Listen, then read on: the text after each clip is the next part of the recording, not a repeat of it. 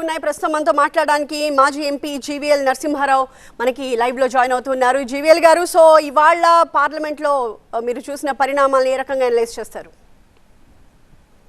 మహిళా రిజర్వేషన్ల అమలుకి తీసుకొచ్చినటువంటి ఈ బిల్లులు ఏవైతే ఉన్నాయో, డీలిమిటేషన్ అంటే 26 సెన్సెస్ పూర్తయి ఆ తర్వాత మహిళా రిజర్వేషన్లు అమలు చేయాలి, డీలిమిటేషన్ చేయాలి, 26 సెన్సెస్ డేటా ఆధారంగా చేయాలి అని అనుకుంటే అది 29 లోక్సభ ఎన్నికల నాటికి సాధ్యమయ్యే పని కాదు.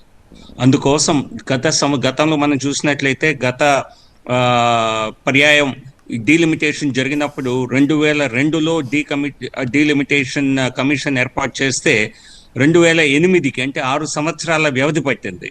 సో కాబట్టి 2026లో సెన్సస్ జరిగినప్పటికీ కూడా 27 ఏప్రిల్ నాటికి అది పబ్లిష్ అవుతుంది. అప్పటి నుంచి మళ్ళీ 5-6 సంవత్సరాలు పట్టేటువంటి అవకాశం ఉంది, పట్టేటువంటి సమయం పడుతుంది. కనుక దీన్ని వెంటనే అమలు చేయాలి. కాబట్టి ఈ బిల్లుల్ని అత్యవసరంగా తీసుకురావటం జరిగింది. సో కాబట్టి ఖచ్చితంగా వీటి విమెన్ రిజర్వేషన్ బిల్లు అమలుని అడ్డుకుంటున్నాయి ప్రతిపక్షాలు. దీన్ని వెంటనే ఇది జరిగే విధంగా జరగనివ్వకుండా దీన్ని అడ్డుకున్నాయి అన్నటువంటి వాస్తవాన్ని ప్రజలు త్వరలో గ్రహిస్తారు. వాస్తవానికి సంఖ్యాబలం పరంగా తీసుకుంటే ఏ రకంగా కూడా మీకు పూర్తి సపోర్ట్ లేదు, 2/3 మెజారిటీ వచ్చే అవకాశం అక్కడ స్పష్టంగా లేదు. బట్ ఎందుకు స్టిల్ మీరు అంత కాన్ఫిడెంట్ గా ఉండడం వెనక కారణం ఏంటి? ఒకటి, ప్రతిపక్షాలు ఏ విధంగా అయితే 2023లో మరి ఈ మహిళా రిజర్వేషన్ బిల్లుని మేము సమర్థించామని చెప్పిన వారి నిజ స్వరూపం ఈరోజు బయటపడింది. ఖచ్చితంగా వారు కూడా మహిళలకు వ్యతిరేకంగా ఉండకుండా మరి తమ యొక్క దాన్ని అగ్రిమెంట్ని ఈరోజు కూడా కొనసాగిస్తారు అని ఒక ఆలోచన చేసింది ప్రభుత్వం.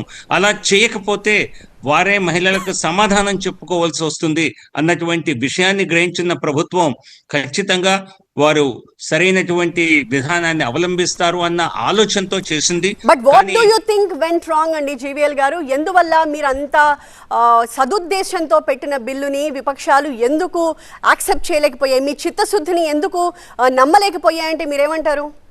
ఇది మా చిత్తశుద్ధిని నమ్మటం కాదు, వారికి చూడండి, ఇందులో ప్రతిపక్షాల్లో ఉన్నటువంటి అత్యధిక పార్టీలు కుటుంబ పార్టీలు.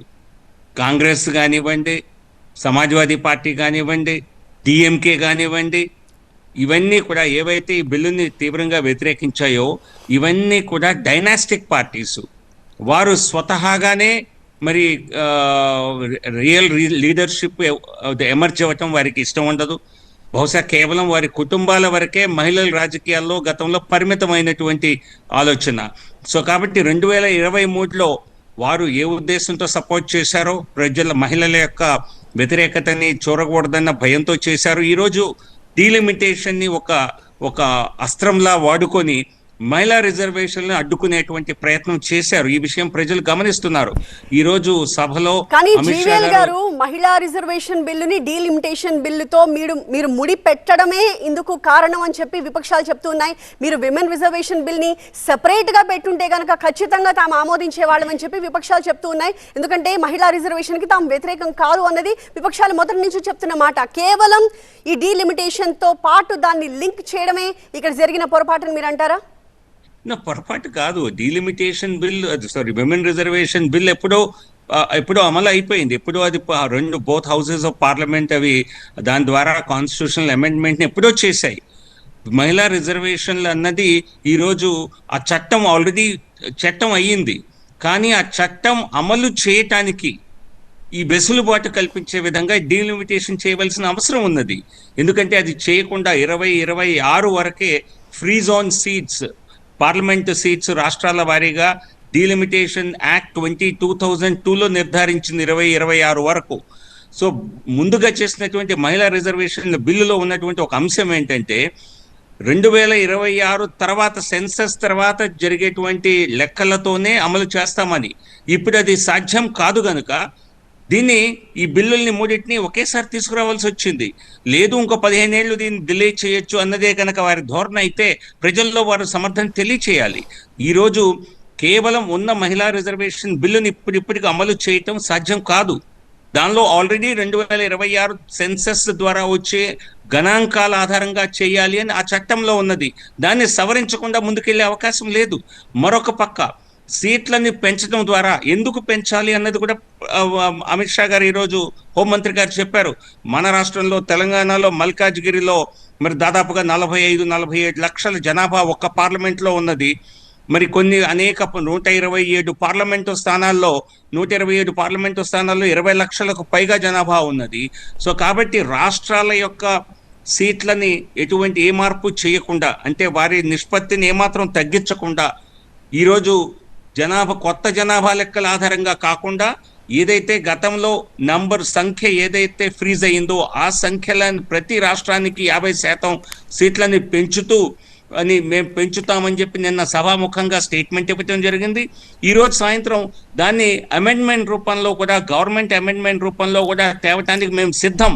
దీని ద్వారా మీకు సీట్ల పెంపు అనేది కేవలం అది పార్లమెంటరీ అష్యూరెన్స్గా కాదు, మీకు చట్టపరంగా కూడా ఆ అమెండ్మెంట్ తీసుకొస్తామని చెప్పినా కూడా అబద్ధాల ప్రచారం చేసి దక్షిణాది రాష్ట్రాలకు ఏదో నష్టం జరుగుతుందని, మరి కొన్ని రాష్ట్రాలని బీజేపీ తమ అనుకూలమైనటువంటి కొన్ని జీవీఎల్ గారు మనకి రాహుల్ గాంధీ చేసిన ట్వీట్ ప్రస్తుతం స్క్రీన్ మీద కనిపిస్తోంది. I'll read it out for you. The amendment bill has fallen. They used an unconstitutional trick in the name of women to break the constitution. India has seen it. India has stopped it. Hail the constitution అన్నది రాహుల్ గాంధీ చేసిన tweet.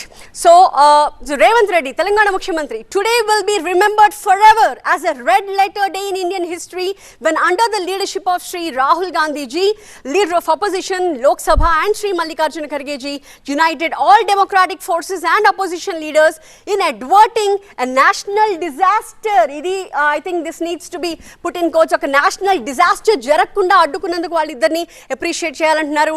I thank leaders of various allied parties who united and stood steadfast under fire to defeat these black bills అంటున్నారు, including Thiru MK Stalin గారు, అలాగే Mamata Banerjee ji, Akhilesh Yadav ji, Sharad Pawar ji, Uddhav Thackeray ji, Lalu Prasad Yadav ji, Hemant Soren ji, Farooq Abdullah ji, Naveen Patnaik ji, Arvind Kejriwal ji and leaders of the communist parties among others. జై హింద్ అని చెప్పి తెలంగాణ ముఖ్యమంత్రి రేవంత్ రెడ్డి చేసిన ట్వీట్ మనకు కనిపిస్తుంది. సో ఇక్కడ మనం చాలా క్లియర్గా బ్లాక్ బిల్స్ అనే పదం రేవంత్ రెడ్డి చేయడం అన్నది, ఆ పదాన్ని వాడడం అన్నది మనం చూస్తున్నాం. జీవీఎల్ గారు, what you have to say for this? ఇది ఒక పొలిటికల్ నేరేటివ్.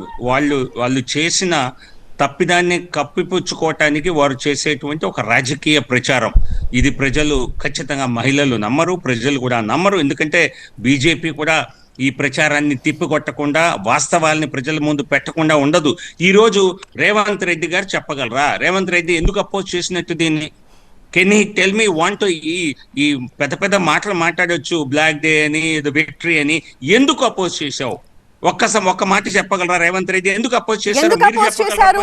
ఒక బెటర్ ఫార్ములా ఉంది అన్న విషయం కూడా రేవంత్ రెడ్డి చాలా క్లియర్ గా ఇంతకు ముందే చెప్పారు. హైబ్రిడ్ ఫార్ములా సూచించారు. మీరు విమెన్ రిజర్వేషన్ బిల్ ని మాత్రమే వ్యతిరేకించినట్టుగా పోర్ట్రే చేసే ప్రయత్నం జరుగుతోంది, కానీ వాస్తవానికి డీలిమిటేషన్ బిల్ కి వ్యతిరేకంగా ఉన్నామని చెప్పి ప్రతిపక్షాలు ఫస్ట్ నుంచి చెప్తూనే ఉన్నాయి. అది కాదు, డీలిమిటేషన్ అనేది చెప్పే కదా. 45 లక్షల ఒక అసెంబ్లీ, ఒక పార్లమెంట్ లో జనాభా సంఖ్య ఉంటే, మరొక పార్లమెంట్ లో 4 లక్షలు ఉంటే దీన్ని సవరించవలసిన అవసరం ఉన్నది. రాజ్యాంగమే చెప్తోంది. ఇన్ఫాక్ట్ రాజ్యాంగం అయితే ప్రతి సెన్సస్ తర్వాత డీలిమిటేషన్ చేయాలి అని చెప్పింది. కానీ అది సాధ్యతరం కానందున, అలాగే సీట్ల సంఖ్యను మార్చాలని ఒరిజినల్ రాజ్యాంగం ప్రతిపాదించింది. కానీ రాష్ట్రాల సీట్లని ఒక రకంగా రాష్ట్రాలకి, ఏ రాష్ట్రానికి కూడా మాకు అన్యాయం జరిగింది అన్నటువంటి అనుమానం అన్న భావం కలగకుండా చేసుకుని ఇప్పుడు డీలిమిటేషన్ చేయాలి అని అనుకోవడం సమంజసం కాదు అన్నది ప్రధానంగా వినిపిస్తున్న వాదన. మీరు దానికి ఒప్పుకోరా? లేదు, ఎందుకంటే ఇంకా మళ్ళీ విమెన్ రిజర్వేషన్స్ ఇంకో 10 సంవత్సరాలు పోస్ట్పోన్ చేయటం కంటే 2011లో ఉన్నటువంటి గణాంకాల ఆధారంగా అయినా త్వరితగతిన ఈ లార్జర్ పర్పస్ ఏదైతే ఉన్నదో దీన్ని అమలు చేయాలి అన్నది మోదీ గారి సంకల్పం, ప్రభుత్వ సంకల్పం. సో దాన్ని వ్యతిరేకించి వారు అసలు డీలిమిటేషన్, అసలు నాకు అర్థం కాని విషయం ఏంటంటే వీళ్ళు అసలు డీలిమిటేషన్కే ఒప్పుకోవటం లేదు. భవిష్యత్తులో డీలిమిటేషన్ జరగకూడదా? ఇప్పుడు ఉన్నటువంటి రాజ్యాంగాన్ని మీరు తప్పుపడుతున్నారా? ఎన్నిసార్లు సెన్సస్ జరిగినా రాష్ట్రాల అలాగే రాష్ట్రంలోని వివిధ ప్రాంతాల రూపురేఖలు మారినప్పటికీ వారి వారి నంబర్స్ మారినప్పటికీ కూడా, ఓటర్ల సంఖ్య మారినప్పటికీ కూడా అలాగే ఉండాలా? ఇది ఎక్కడ వితండవాదం? ఇది కేవలం కుట్రపూరితంగా మహిళా రిజర్వేషన్లను అడ్డుకోవటం చేసినటువంటి ఒక ప్రయత్నం మాత్రమే. డీలిమిటేషన్ అనేది సాధారణ ప్రక్రియ. అండ్ పార్లమెంటు సీట్లు ఏ రాష్ట్రానికైనా తగ్గుతాయా? ఇంతకుముందు ప్రచారం చేశారు, మా సీట్లు తగ్గుతాయి లేదా మా నిష్పత్తి గతంలో కంటే తగ్గుతుందని. దాన్ని ప్రభుత్వం జీవీఎల్ గారు, తమిళనాడు ముఖ్యమంత్రి స్టాలిన్ చేసిన ట్వీట్ కూడా కనిపిస్తోంది. He simply says Tamil Nadu defeats Delhi. On April 23rd, we will defeat Delhi's arrogance and the slaves who support that arrogance together అంటున్నారు. So what's gonna happen on April 23rd? మీరేం ఎక్స్పెక్ట్ చేస్తున్నారు జీవీఎల్ గారు? ఖచ్చితంగా డిఎంకే 23rd తమిళనాడులో ఎలక్షన్లు ఉన్నాయి. సో దీన్ని ఒక అస్త్రం లాగా వాడుకొని మరి ప్రజా వ్యతిరేకతను తగ్గించుకోవచ్చు అనేటువంటి ఒక ప్రయత్నం డిఎంకే స్టాలిన్ చేశారు. కానీ దానిలో ఖచ్చితంగా సక్సెస్ అవ్వరు. ఎందుకంటే తమిళనాడులో మహిళల పరిస్థితి ఈరోజు చూసినట్లయితే క్రైమ్స్ అగైన్స్ట్ విమెన్ చాలా దారుణంగా తమిళనాడులో ప్రభుత్వ పరిపాలన ఉన్నది. మహిళల ఆక్రోశం, మహిళల కోపం ఈరోజు ఈ ప్రభుత్వాన్ని ఎదుర్కొంటోంది. దానికి తోడు మహిళా రిజర్వేషన్లను కూడా అడ్డుకున్నటువంటి స్టాలిన్ ప్రభుత్వం ఖచ్చితంగా మరి తీవ్రమైనటువంటి ప్రజా వ్యతిరేకతను ఎదుర్కొంటుంది అన్నది మా నమ్మకం. తమిళనాడులోని 2 వారాలుగా ఉండటం జరిగింది. సో అక్కడ ఏదో ఒక రకంగా ప్రజల దృష్టిని మరల్చాలని చెప్పి దీన్ని ఉపయోగించుకునేటువంటి ప్రయత్నం అయితే డిఎంకే చేస్తోంది. కానీ ఖచ్చితంగా దీంతో విఫలం చెందుతుంది. మరొక ప్రశ్న, తెలుగు రాష్ట్రాలు ఇందాక మీరు అడిగారు, 2 తెలుగు రాష్ట్రాలు కూడా అనేక సంవత్సరాలుగా మా అసెంబ్లీ సంఖ్యని పెంచాలి అని డిమాండ్ చేస్తున్నారు. ఆ విషయం తెలుసు కదా మీకు. తెలంగాణ, ఆంధ్రప్రదేశ్ ముఖ్యంగా బైఫర్కేషన్ యాక్ట్లో కూడా ఎప్పుడు పెంచుతారు అని పార్లమెంట్లో అదే పనిగా అడిగేటువంటి ఈ కాంగ్రెస్, ఈ బీఆర్ఎస్ పార్టీలు ఏం సమాధానం చెప్తాయి? ఎందుకంటే ఈ డీలిమిటేషన్ బిల్ ఈరోజు పాస్ అయ్యి ఉంటే 2 తెలుగు రాష్ట్రాల అసెంబ్లీ స్థానాలు 50% పెరిగేవి. గతంలో కేంద్ర ప్రభుత్వం, హోంశాఖ, అమిత్ షా గారు పార్లమెంట్లో చెప్పడం జరిగింది. డీలిమిటేషన్ జరిగినప్పుడు తెలుగు రాష్ట్రాలకి వారి 50% ఎమ్మెల్యే సంఖ్య పెరుగుతుంది అని. ఈరోజు 50% ఎమ్మెల్యేల సంఖ్య, నియోజకవర్గాల సంఖ్యని పెంచకుండా అడ్డుకున్నది రేవంత్ రెడ్డి అండ్ బీఆర్ఎస్, కేటీఆర్. వారు సమాధానం చెప్పాలి రాష్ట్ర ప్రజలకి. రైట్. ప్రధానమంత్రి మాట్లాడుతూ ఒకవేళ ప్రతిపక్షాలు గనక దీన్ని వ్యతిరేకించి సపోర్ట్ చేయకపోతే అది కూడా తమకే ప్లస్ అవుతుంది అని చెప్పి ప్రధాని మాట్లాడారు. సో ఇప్పుడు అప్కమింగ్ బెంగాల్ ఎలక్షన్స్ కి మీరు దీన్ని ఏ రకంగా వాడుకోబోతున్నారు అస్త్రంగా? ఖచ్చితంగా మహిళా వ్యతిరేక పార్టీలుగా వీరిని అభివర్ణించడం జరుగుతుంది. దానికి ఖచ్చితంగా అది రాజకీయంగా ఆ అంశాన్ని ప్రజల దగ్గరికి తీసుకువెళ్ళటం మాకున్నటువంటి హక్కు, మాకున్న బాధ్యత.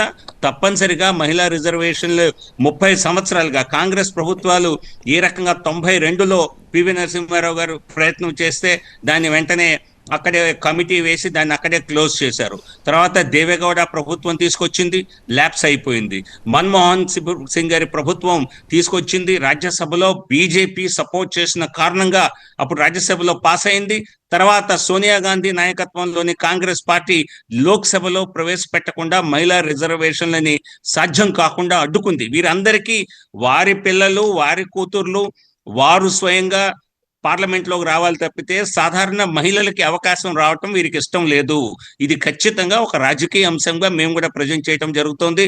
కనిమోజీ మరి డిఎంకే స్టాలిన్ వారి డిఎంకేలో కనిమోజీకి స్థానం ఉంటే చాలు, ఇంకెవరికి సాధారణ మహిళలకి రాజకీయ అవసరాలు రావాల్సిన అవసరం లేదు. ప్రియాంక వాడ్రాకు ఉంటే అవకాశాలు ఉంటే చాలు, ఇతర మహిళలకు ఎక్కువ మందికి రావాల్సిన అవకాశం లేదు. సో కుటుంబ పాలనని, కుటుంబంలో ఉన్న మహిళలకు మాత్రమే రాజకీయ అధికారాలు, సాధికారత సాధ్యం కావాలి. కానీ సాధారణ మహిళలు మాతో వచ్చి పార్లమెంట్లో ఎలా కూర్చుంటారు, మాతో వచ్చి అసెంబ్లీలో ఎలా కూర్చుంటారు అన్నటువంటి ధిక్కార భావమే దీనికి కారణమని మేము ప్రచారం చేస్తాం. అదే వాస్తవం ప్రజలకు తెలియజేయడం జరుగుతుంది. రైట్. చూద్దామండి ఏం జరుగుతుంది, ఎలాంటి పరిణామాలకి దారితీస్తుంది అనేది. థ్యాంక్ యూ జీవీఎల్ గారు మాతో మాట్లాడినందుకు. Thank you. నమస్కారం.